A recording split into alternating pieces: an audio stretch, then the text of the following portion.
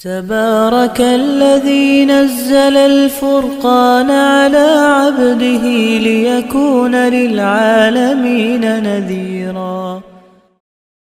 بسم اللہ الرحمن الرحیم نحمده ونصلی علی رسول الکریم اما بعد فاعوذ باللہ من الشیطان الرجیم بسم اللہ الرحمن الرحیم وقال النبی صلی اللہ علیہ وسلم الدنیا سجن المؤمن وجنت الکافر او کما قال علیہ الصلاۃ والسلام۔ اللہ کے نبی صلی اللہ تعالی علیہ وسلم نے ارشاد فرمایا دنیا مومن کے لیے قید خانہ ہے اور کافر کے لیے جنت ہے۔ آج کی حدیث پاک کا مطلب یہ ہے کہ دنیا کے اندر مومن آدمی جو ہے آزادانہ طور پر اپنی من چاہی جو ہے وہ زندگی نہیں گزارتا، بلکہ اس آدمی کو ہر وقت یہ فکر لائق ہوتی ہے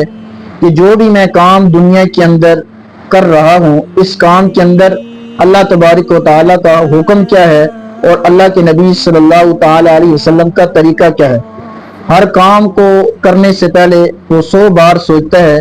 آیا یہ میں کام اللہ کے حکم کے مطابق یا اللہ کے نبی صلی اللہ تعالی علیہ وسلم کے مطابق، سنتوں کے مطابق، طریقوں کے مطابق کر رہا ہوں یا نہیں۔ اگر نہیں ہے تو مومن آدمی اس کام کو جو ہے وہ چھوڑ دیتا ہے۔ تو اس لیے ارشاد فرمایا کہ مومن آدمی کے لیے دنیا جو ہے یہ قید خانہ ہے، یعنی دنیا کے اندر اپنی مرضی اور اپنی آزادی سے وہ زندگی نہیں گزارتا۔ یا اس حدیث پاک کا مطلب یہ ہے کہ کل قیامت کے دن جب مومن آدمی جنت کے اندر داخل ہو جائے گا تو جنت کے اندر داخل ہو جانے کے بعد جنت کی نعمتوں کو دیکھے گا تو اس آدمی کو دنیا کی زندگی جو ہے یہ قید خانہ نظر آئے گی، اس لیے کہ اللہ تبارک و تعالی نے دنیا کے اندر آخرت کے اندر جو ہے ہر چیز رکھی ہے، جبکہ دنیا جو ہے وہ اللہ تبارک و تعالی نے مومن آدمی کے لیے کچھ قیودات رکھی ہیں، کچھ جو ہے اللہ تبارک و تعالی نے جو ہے دنیا کے اندر مومن آدمی کی زندگی گزارنے کے لیے شرائط رکھی۔ اس لیے ارشاد فرمایا کہ مومن آدمی کے لیے دنیا قید خانہ ہے اور کافر کے لیے جو ہے یہ جنت ہے۔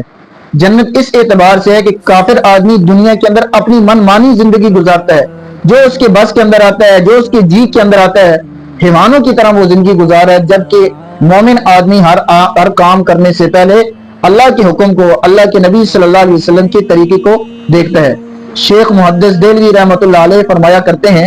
کہ کافر آدمی کا حصول دنیا کی زندگی ہوتا ہے، اس لیے